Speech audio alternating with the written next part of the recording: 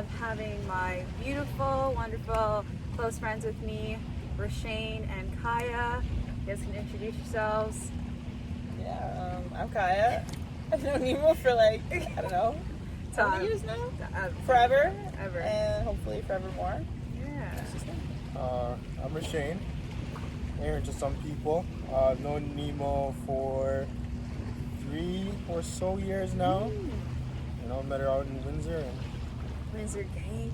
Alright, awesome. Also, I'm gonna highlight Rashayne too. I don't know if any of you guys are familiar with Forex, but he's a money man. That's what he does. So if you guys are interested in that, hit him up. That's his avenue. So if you guys are interested, I'll link both of their socials down below, but stay tuned at this part. Okay, so today on Teny Talks, we're going to be talking about microaggressions and just a few events that have been going on in the media with Black Lives Matter movement and everything that's kind of just everything that's been surfacing basically. And I think these two are a perfect combo to have on here today to talk about that. So let's kick off. So my first question is, like, do any of you guys, in your own words, what is a microaggression? What do you describe it as? Microaggression. So, to me, a microaggression is like a small act, either like by action, so maybe physically you show it with your body language, and most commonly in words, that is racist ultimately. So something as small as, I guess, to I guess give an example for physically, if you see somebody walking down the street, a black man walking down the street, and somebody crosses the street, to me that's a microaggression, because the root of that is, you know, the intimidation. They're a black man, they're intimidating. Right. Something physically might be, I guess a very obvious one might be like, oh, you're really pretty for a black girl. You know, right, you don't realize that. Or somebody asks, oh, where are you from? I'm from Canada. Oh, but where are you from? Like, that's a microaggression, because you're implying that I can't be from Canada, I can't be from this country. Right. So that's what I would call a microaggression. Yeah, sure. I think you hit it right on, Rashayne. She kind of took the words right out of my mouth or right out of my mind. For me, I'll describe it as exactly how she would, with it being an act that is stemmed or has base in racism. And like having experienced it a lot, like being that black guy that people across the street from, or walking by the car and like people locking their doors. Mm-hmm. I'm a kid from the suburbs, like I don't do that. But you know, and then obviously, like she said, it's like, where are you from, and you're pretty for a, or you're having to qualify it for being a black person or African American person. Right. You know, so that's kind of what I would describe it as. No, I think you guys are right on. I agree with you guys completely. And you kind of touched upon it a little bit. What are like some experiences? What are the main things that you guys have personally have experienced in terms of microaggressions?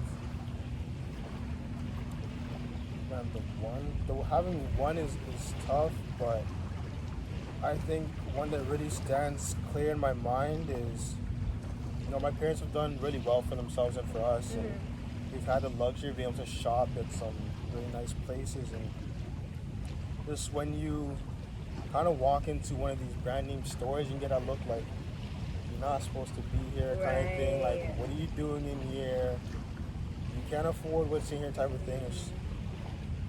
I can't remember which store we're in recently, but I looked to my mom and said, Mom, like look at the way they're looking at us. But they have no idea, like, how much money we could actually spend right here for one to spend it. But it's an unfortunate thing. It's probably going to happen for the rest of my life. Yeah. But, you know, that's kind of, those are the ones that really stick out for me. Yeah, the most, yeah. I don't know. I think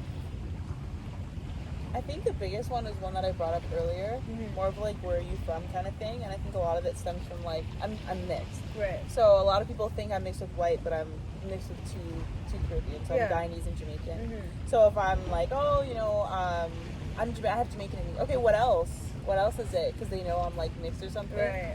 And it's not that I wouldn't say it's affected me to the point where it's like, I go to sleep at night, I'm like, oh my gosh, like they're wondering what I am. But it's annoying, it definitely is annoying. For sure. Especially like when they say that I have that mixed or a softer curl or that kind of thing. They're like, oh, like, what are you? What are you mixed with? What is that? Like, Right. to me, it feels like a microaggression. It might be coming from like an innocent place, as in like, oh, I'm just wondering where you're from, but Yeah.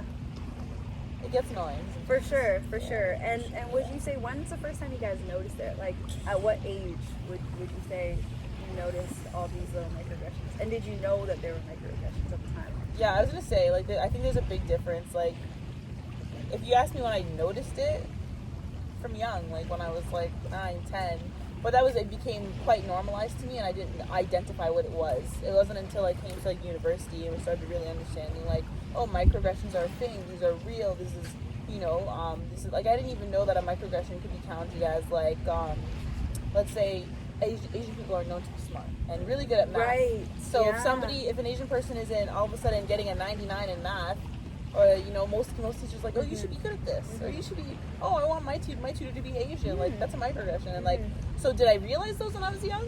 Yes. Did I understand that was actually constituted as a microaggression? No, it wasn't until university that I was like, oh, this is a thing, this is real. Right. Like, but yeah. I probably didn't realize it until, I'd probably say like 13, 14 when it became really prominent to me. Okay. Because I went to a school that was predominantly white. Yeah. And started to get a lot of them on a daily basis. And like I said, like I habitualized really quickly. And I didn't until like maybe 2-3 years ago, I didn't really reflect on it and say like, these were microaggressions. Right. These were more than microaggressions. And if I haven't followed up with Western, you get a lot of those same kind of acts, but just more so from the general public. And that's when you really start to really see it. So I when I'm 17, 18, 19, and it was tough. And I didn't really notice it until years later again, when you can sit down and have that conversation with my mom or some friends or family, and we start to see it that way too.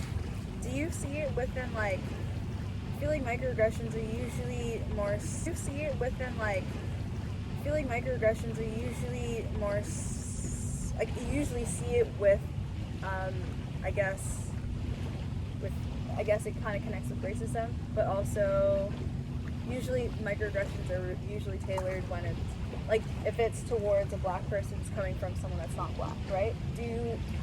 I feel like not more often, but I do recognize that microaggressions can also be, microaggressions are used within, like, I've had black people use microaggressions towards me. Like, I think agree that it connects with race, but I think it happens with anybody, any two people in a sense. What do you guys think about that?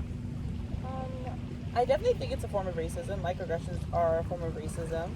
But I think when you think of a black person saying a microaggressive term or microaggressive, or being microaggressive to somebody else, to another black person, I think it's a form of, or roots in a form of internalized racism, right? Racism against your own self, kind, right? Your own kind. So I do think that, I think it is highly related to racism and race, because I think that when I tell you, you're pretty for a black girl, can't tell me that's not racist, but I'm black and I'm telling you that.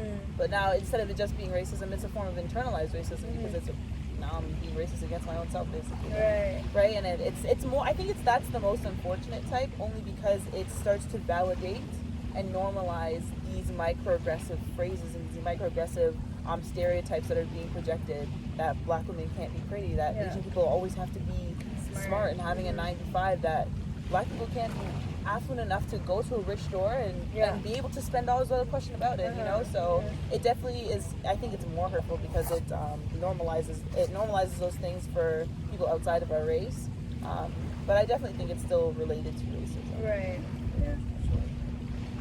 Kind of, this girl's pretty smart, so pretty smart. So like again, like what she's saying is 100% accurate. A lot of it will come from that internalized, learned racism, and it's unfortunate. You can almost see it. Like you can, when you have friends that didn't necessarily have the opportunity to grow up with other black people around them, Yeah. you can kind of see that they've learned a lot of these microaggressions and they'll carry it out towards other black people if and when they do get a chance to meet them. And it does happen quite often, even to the point where in the islands they're using cake soap where they're trying to lighten their skin color a lot more because they want it to be a lot prettier and things of that nature. So, like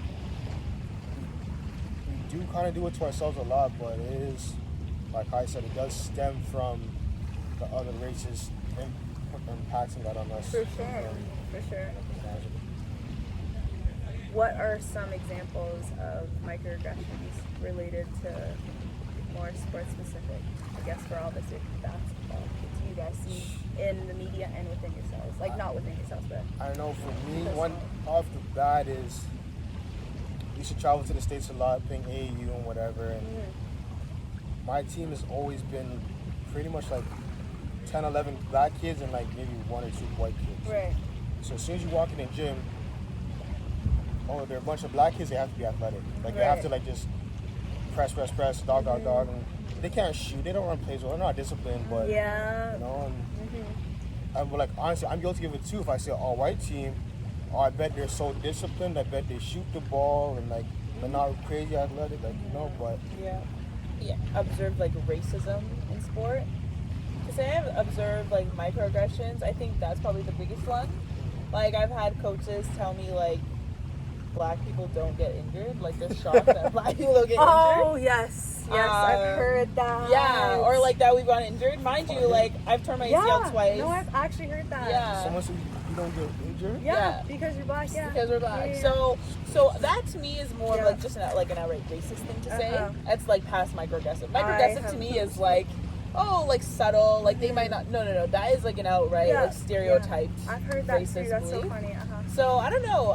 I'm sure that I've probably encountered them. Yeah. Maybe I've just become numb to them. But that's probably the biggest one. Is like that assumption, like like they're really athletic, and like if you were to ask them, like, why do you think that team is athletic, or why do you think that team might be so good, like.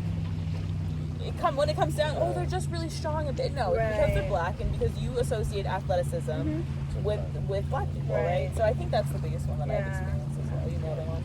For me, I think this one was when I was in the States. My head coach told me that I can't shoot, and I asked like why. I was like, I just assumed like don't shoot because it's a bad possession. No, he said leave it to the white girls. You can't shoot. Like, leave that to the white girls. Just run up and down. How do you have a job after that? No worries. We'll just leave it at that. Like, it was just, that one was like the one that hit the most because I'm a shooting guard, right? So that one definitely like played with me a lot because I'm like, hold on, what do you mean? That's what I do. What do you mean? What are some like, not to say that microaggressions are not like serious, but have there been any like funny incidences that you guys have ever had? You know what I mean? This is like an annoying one for me, and I just laugh at it now. But there's like huge association with black people like being able to dance, and I'm not a bad dancer. I can hold a beat, I won't embarrass you if I'm out with you. Like, don't get me wrong, but I am by no means like talented in that. Don't ask me to go and no dance. You do a little one too. Exactly, I won't embarrass you. Okay? 1, 2. I won't embarrass Don't go you. past 2. That's it. After 3, we're no, it's not. So like when people see me, it's either like I'll get 2 responses. So if you haven't seen me dance yet, you automatically assume that I'm like this crazy dancer who can like twerk like Cardi and like do all the things, and I'm like so it's either that, and they're shocked, and you see that they're like, oh, like so you can't do the twerking, and like I'm Caribbean too, so it's not that I can't, but not as much as what they had planned out in their head. Okay. Or I'll kind of get the, I expected you to dance more. Am I sorry to let you down?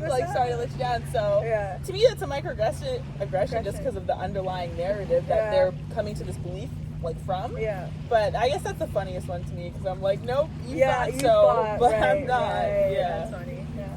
Honestly, none really, except for that dancing one, like, none really stand out to me. Like, I remember, Just like you laugh it off, kind of like, just- yo, that was pointless. I remember one thing that actually brought up dancing, I got a little flashback.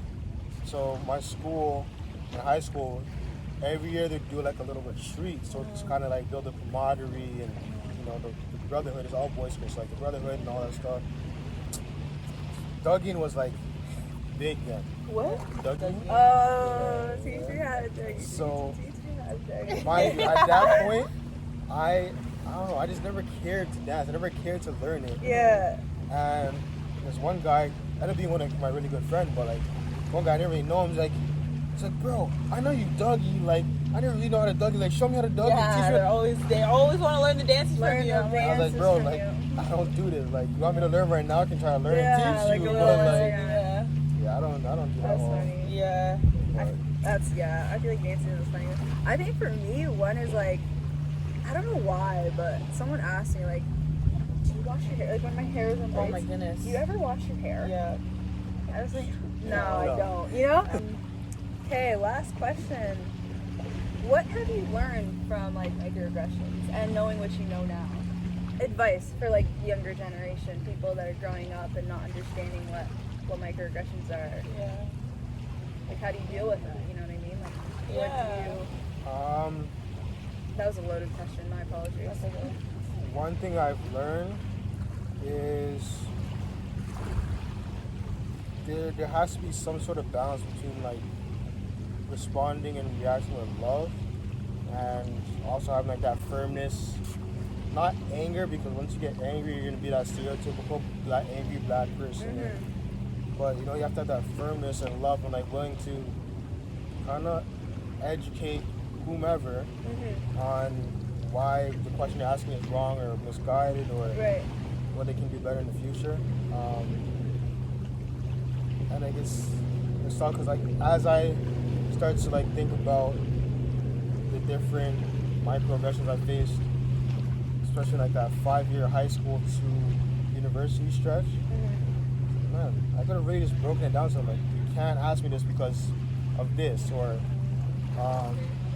this is wrong because of that, instead of saying like, are you stupid? Why are you asking me that? Get out of my face, kind of thing, right? Yeah. So I think that's one thing I'd really try to impart on people or teach somebody, like younger generation, because if you can even put it in their mind that what they did is wrong, if they don't get it right there, right then, you may be planting a seed that will change that person's kids or that person's wife or whatever, right? Yeah. So you could be creating a domino effect that you don't even know. So. For sure.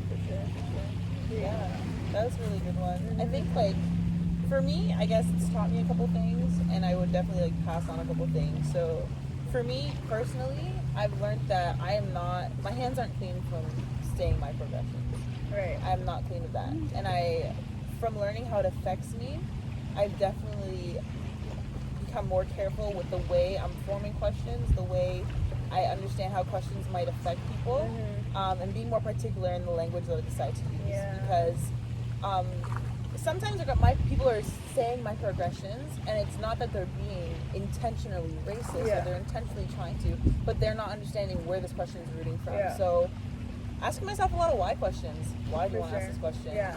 Why do you want to ask this question to that person in this environment, like at this time? Why does that need to be a question, right? Yeah. Like, so definitely asking myself questions. Like you said, it can affect people for years. Yeah, Years. for sure. Like, I felt like I was like defective because I couldn't dance like my friends. You know what I mean? Like, I thought I was defective. Like, I was not like a full-blown black person. I'm only half black. I'm not black enough, right? You know what I mean? So No, I hear you. that was it's a huge thing. Like, it definitely, like, I definitely had a complex from it. And then so what I would like tell younger kids is to identify it. I think microaggressions survive when they're in the dark. So the more you bring those things to light, the more you ask questions, the more you ask, like, hey, why did you want to ask me that question? Not with love, like just like you were saying.